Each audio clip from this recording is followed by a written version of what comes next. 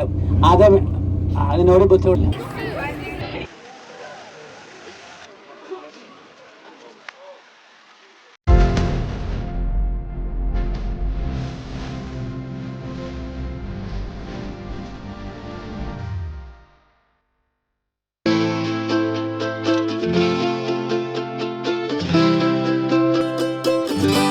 Hi, എൻ്റെ American യാത്രയുടെ മറ്റൊരു വീഡിയോയിലേക്ക് സ്വാഗതം. ഇന്ന് ഞങ്ങൾ നയാഗ്രയിൽ നിന്നും വാഷിംഗ്ടണിലേക്കാണ് യാത്ര ചെയ്യുന്നത്. ഈ ഗ്രൂപ്പിന്റെ കൂടെയുള്ള യാത്രയുടെ ഏറ്റവും വലിയ അപാകതയായി എനിക്ക് തോന്നിയത് ഇങ്ങനെയുള്ള ദൂരയാത്രകളാണ്. 12 ദിവസത്തെ യാത്രാ പരിപാടിയിൽ യഥാർത്ഥത്തിൽ 6 ദിവസം മാത്രമാണ് കാഴ്ചകൾ കാണാനായി മാറ്റിവെച്ചിരുന്നത്. അമേരിക്കയുടെ ഭരണസിരാ കേന്ദ്രമായ വാഷിംഗ്ടണിലെ പര്യടനം തികച്ചും നഷ്ടമായിരുന്നു. ഈ വീഡിയോ കാണുമ്പോൾ നിങ്ങൾക്കത് മനസ്സിലാവും.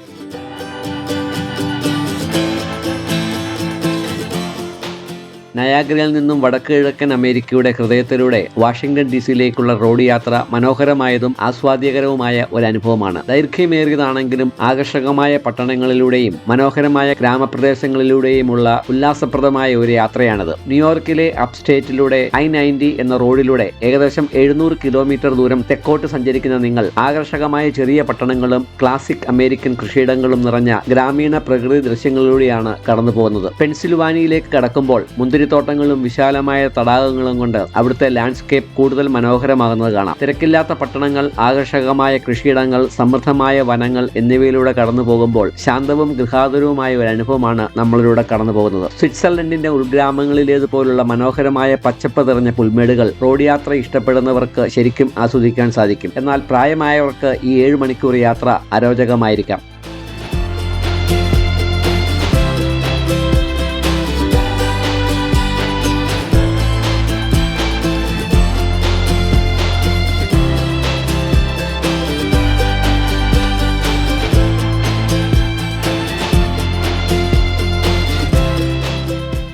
തെക്കോട്ടുള്ള യാത്ര തുടരുമ്പോൾ പെൻസിൽവാനിയയിലുള്ള ഭൂമിയിലെ ഏറ്റവും മധുരമുള്ള സ്ഥലം എന്നറിയപ്പെടുന്ന ഹെർഷിയിലാണ് എത്തിച്ചേരുക. മിൽട്ടൺ ഹെർഷി സ്ഥാപിച്ച ഈ നഗരം ചോക്ലേറ്റുമായുള്ള ബന്ധത്തിന് ലോകമെമ്പാടും അറിയപ്പെടുന്ന ആകർഷകമായ ഒരു നഗരമാണ്. 19-ാം നൂറ്റാണ്ടിന്റെ തുടക്കത്തിൽ ഒരു ചെറിയ ചോക്ലേറ്റ് ഫാക്ടറിയായി ആരംഭിച്ച് ആഗോള ബ്രാൻഡായി വളർന്ന ഹെർഷി ചോക്ലേറ്റിന്റെയും ഹെർഷി കമ്പനിയുടെയും ആസ്ഥാനമാണ് ഈ ചെറിയ പട്ടണം. ഇവിടുത്തെ ഹെർഷിയുടെ ചോക്ലേറ്റ് വേൾഡും ഹെർഷി പാർക്കും സന്ദർശകരുടെ പ്രധാന ആകർഷണങ്ങളാണ്. ഹെർഷി ഹോട്ടലും ഹെർഷി ഗാർഡൻസും ഉൾപ്പെടെയുള്ള മരങ്ങൾ നിറഞ്ഞ വഴികളും ഹെർഷി തീം ലാൻഡ്മാർക്കുകളും നിറഞ്ഞ മനോഹരമായ തെരുവുകൾക്കും ഈ നഗരം പേരുകേട്ടതാണ്.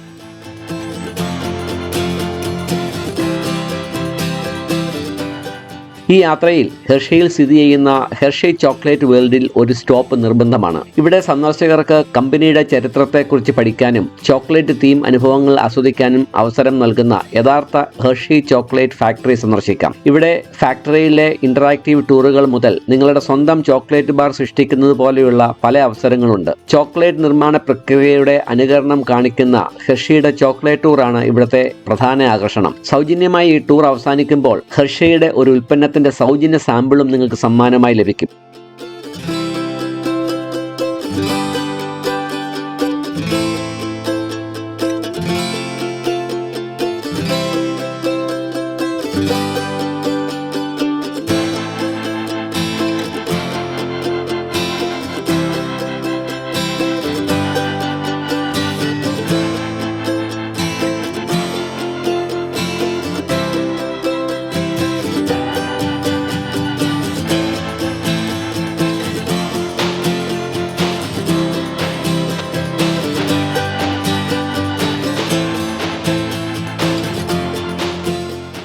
ഹെർഷി ചോക്ലേറ്റ് വേൾഡിൽ സുവനീറുകളും ചോക്ലേറ്റുകളും വിൽക്കുന്ന വിവിധ കടകളും ഫുഡ് കോർട്ട്, ഐസ്ക്രീം ഷോപ്പ് തുടങ്ങിയ നിരവധി കൗണ്ടർ സർവീസ് ലൊക്കേഷനുകളുമുണ്ട്. വ്യാപകമായി പുറത്തിറങ്ങാത്ത പുതിയ ഇനങ്ങളും പ്രീമിയം ചോക്ലേറ്റ് ബ്രാൻഡുകളും ലഭിക്കുന്ന ലോകത്തിലെ ഏറ്റവും വലിയ കാൻഡി സ്റ്റോറാണ് ഇവിടുത്തേത്.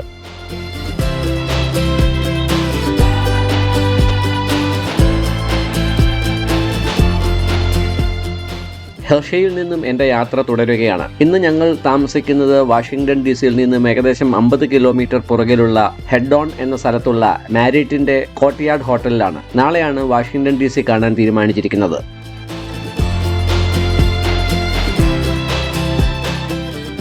രാവിലെ തന്നെ ഹോട്ടൽ ചെക്കൗട്ട് ചെയ്ത് എല്ലാവരും വാഷിംഗ്ടൺ DC-യിലേക്ക് പുറപ്പെടാൻ തയ്യാറായി. ചെറുതായി മഴ പെയ്യുന്നുണ്ട്. ഇവിടെ താമസിച്ചിരുന്ന കുറച്ച് ബൈക്കേഴ്സിന്റെ ബൈക്കുകളാണിത്. മിക്കവയും ഹാർലി ഡേവിഡ്സന്റേതാണ്. അടുത്ത 2 ദിവസം ഞങ്ങൾ ന്യൂയോർക്കിനടുത്താണ് താമസിക്കുന്നത്.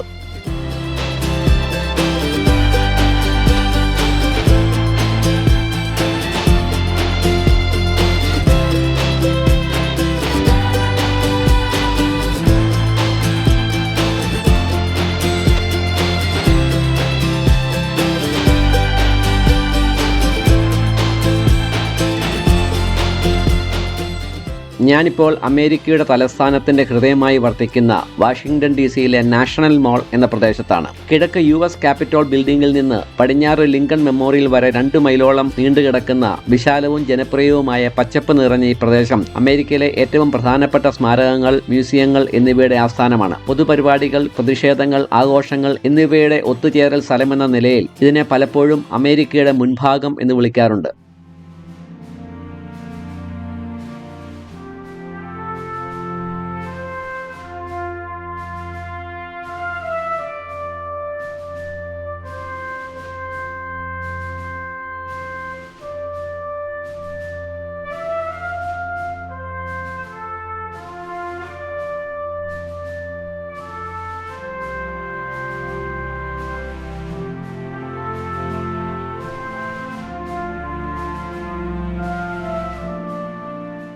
വാഷിംഗ്ടൺ സ്മാരകം, രണ്ടാം ലോകമഹായുദ്ധ സ്മാരകം, Vietnam veterans memorial, Martin Luther king junior സ്മാരകം എന്നിവ നാഷണൽ മാളിലെ ഏറ്റവും പ്രശസ്തമായ ലാൻഡ്മാർക്കുകളിൽ ചിലതാണ്. സ്മിത്സോണിയൻ ഇൻസ്റ്റിറ്റ്യൂഷന്റെ ഭാഗമായ ലോകോത്തര മ്യൂസിയങ്ങളായ national museum of American history, national air and space museum, national gallery of art തുടങ്ങിയവ ഇവിടെയാണ് സ്ഥിതി ചെയ്യുന്നത്. രാജ്യത്തിന്റെ ചരിത്രം, അമേരിക്കയുടെ സ്വാതന്ത്ര്യം, ജനാധിപത്യം, ഐക്യം എന്നീ ആദർശങ്ങളുടെ പ്രതീകം കൂടിയാണ് നാഷണൽ മാൾ. നിർഭാഗ്യവശാൽ ഞങ്ങളുടെ യാത്രാ പരിപാടിയിലെ പാവപ്പിഴകൾ കാരണം ലിങ്കൺ മ്യൂസിയവും ക്യാപിറ്റൽ ബിൽഡിംഗും മാത്രമേ എനിക്ക് നിങ്ങളെ കാണിക്കാൻ സാധിക്കുകയുള്ളൂ.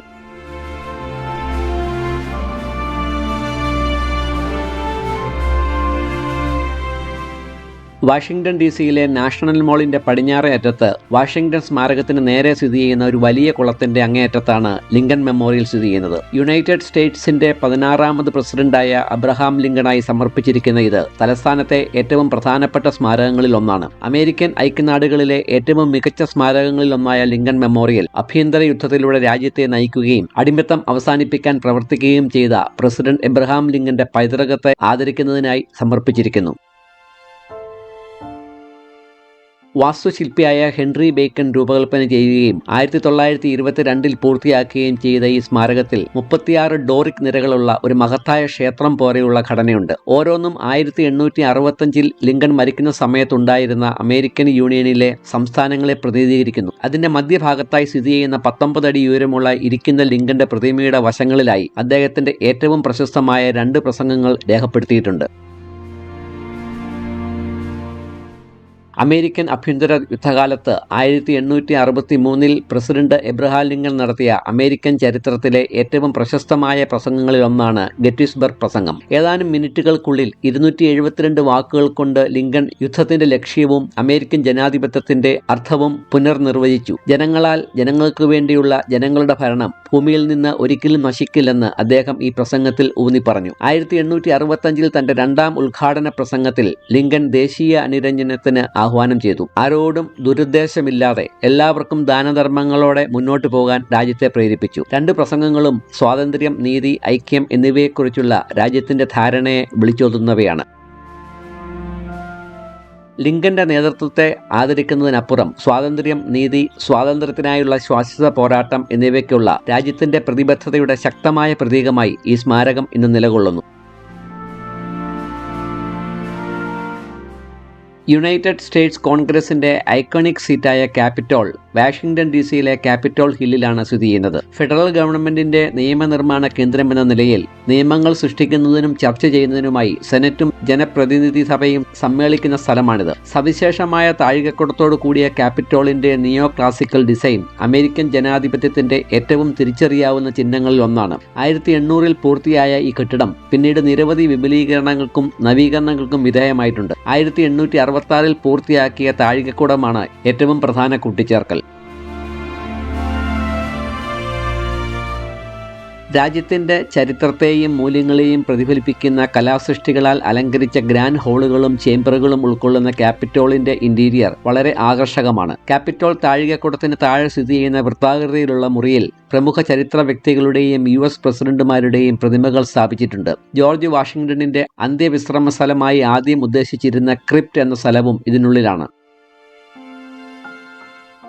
ആദ്യ പ്രസിഡൻഷ്യൽ ഉദ്ഘാടനങ്ങൾ മുതൽ പ്രധാന നിയമനിർമ്മാണ പോരാട്ടങ്ങൾ വരെ അമേരിക്കൻ ചരിത്രത്തിലെ നിരവധി സുപ്രധാന നിമിഷങ്ങളുടെ സൈറ്റായ US ക്യാപിറ്റലിന് വലിയ ചരിത്ര പ്രാധാന്യമുണ്ട്. ഇത് കേവലം പ്രവർത്തനക്ഷമമായ ഒരു കെട്ടിടം മാത്രമല്ല, രാജ്യത്തിന്റെ ജനാധിപത്യ തത്വങ്ങളുടെയും നിയമവാഴ്ചയുടെയും പ്രതീകം കൂടിയാണ്.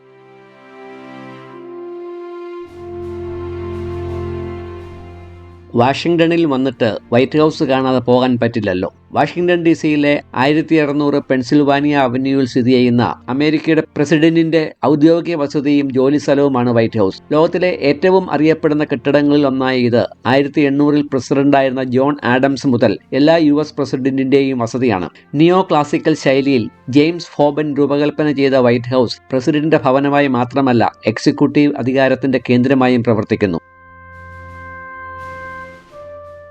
വൈറ്റ് ഹൗസിൽ ഒന്നിലധികം വിഭാഗങ്ങളുണ്ട്. പ്രധാന തീരുമാനങ്ങൾ എടുക്കുന്ന ഓവൽ ഓഫീസ് ഉൾപ്പെടെയുള്ള പ്രസിഡന്റിന്റെ വർക്കിംഗ് ഓഫീസുകളും ദേശീയ സുരക്ഷാ കാര്യങ്ങൾ കൈകാര്യം ചെയ്യുന്ന സിറ്റുവേഷൻ റൂമും വെസ്റ്റ് വിങ്ങിലാണ് പ്രവർത്തിക്കുന്നത്. ഈസ്റ്റ് വിങ് പ്രഥമ വനിതയുടെയും സ്റ്റാഫിന്റെയും ഓഫീസായും പൊതു ടൂറുകൾക്കും പ്രത്യേക പരിപാടികൾക്കുമുള്ള ഇടമായും പ്രവർത്തിക്കുന്നു. എക്സിക്യൂട്ടീവ് റെസിഡൻസിൽ പ്രസിഡന്റിന്റെ സ്വകാര്യ ക്വാർട്ടേഴ്സ്, ഔപചാരിക ഡൈനിങ് റൂമുകൾ എന്നിവ ഉൾപ്പെടുന്നു. പൊതുപരിപാടികളും ചടങ്ങുകളും നടക്കുന്ന റോസ് ഗാർഡൻ, സൗത്ത് ലോൺ എന്നിവ പോലെ മനോഹരമായ ലാൻഡ്സ്കേപ്പ് ചെയ്ത പൂന്തോട്ടങ്ങളും വൈറ്റ് ഹൗസ് ഗ്രൗണ്ടിലുണ്ട്.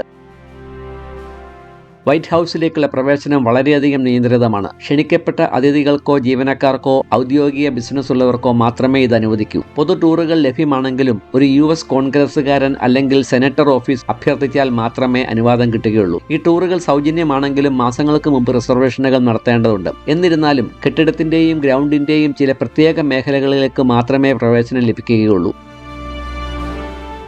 ഇവിടെയുമുണ്ട് സമരങ്ങളും പ്രതിഷേധ പ്രകടനങ്ങളും. ആയുധശേഖരത്തിന് എതിരായുള്ള ഒരു സമരമാണിത്. പക്ഷേ നമ്മുടെ നാട്ടിലേതുപോലെ ജലപീരങ്കികളും ലാത്തിചാർജും ഒന്നും ഇല്ലെന്ന് മാത്രം. സമാധാനപരമായി അവർ തങ്ങളുടെ പ്രതിഷേധം അറിയിക്കുന്നു.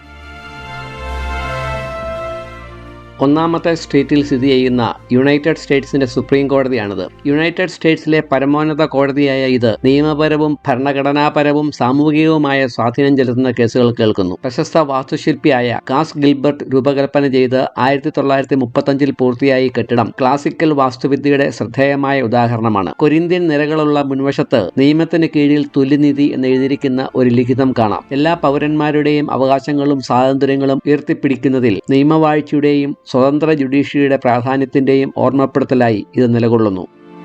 15ാമത്തെ സ്ട്രീറ്റിന്റെ കോണിലായി സ്ഥിതി ചെയ്യുന്ന ഈ കെട്ടിടം നാഷണൽ സേവിങ്സ് ആൻഡ് ട്രസ്റ്റ് കമ്പനിയുടെ ചരിത്രപരമായ ഒരു ബാങ്ക് കെട്ടിടമാണ്. 1888-ൽ പണിതീർന്ന ക്യൂൻസ് ആൻഡ് സ്റ്റൈലിലുള്ള ഈ കെട്ടിടം ചുവന്ന ഇഷ്ടികകളും ചെമ്പും ടെറക്കോട്ടയും ഉപയോഗിച്ചാണ് നിർമ്മിച്ചിരിക്കുന്നത്. ഞങ്ങളുടെ യാത്രാ ഷെഡ്യൂളിൽ Smithsonian national air and space museum ഉണ്ടായിരുന്നു. എന്നാൽ അതിൻ്റെ ഉള്ളിൽ ഫോട്ടോ എടുക്കാൻ പാടില്ല എന്ന തെറ്റായ വിവരം ലഭിച്ചത് കാരണം അത് ചിത്രീകരിക്കാൻ സാധിച്ചില്ല. വ്യോമയാനത്തിൻ്റെയും ബഹിരാകാശ പര്യവേഷണത്തിൻ്റെയും ചരിത്രത്തിനായി സമർപ്പിച്ചിരിക്കുന്ന ലോകത്തിലെ ഏറ്റവും കൂടുതൽ ആളുകൾ സന്ദർശിക്കുന്ന മ്യൂസിയങ്ങളിൽ ഒന്നാണിത്. റൈറ്റ് സഹോദരന്മാരുടെ ആദ്യത്തെ പവേർഡ് ഫ്ലൈറ്റ് മുതൽ അപ്പോളോ ചന്ദ്ര ദൗത്യങ്ങൾ വരെയുള്ള വിമാനത്തിൻ്റെയും ബഹിരാകാശ പര്യവേഷണത്തിൻ്റെയും വികസനം വിവരിക്കുന്ന വിമാനങ്ങൾ, ബഹിരാകാശ വാഹനങ്ങൾ, ചരിത്ര പുരാവസ്തുക്കൾ എന്നിവയുടെ വിപുലമായ ശേഖരം ഇവിടെയുണ്ട്. എന്നാൽ അത് നിങ്ങളെ കാണിക്കാൻ സാധിക്കാത്തതിൽ എനിക്ക് നല്ല വിഷമമുണ്ട്.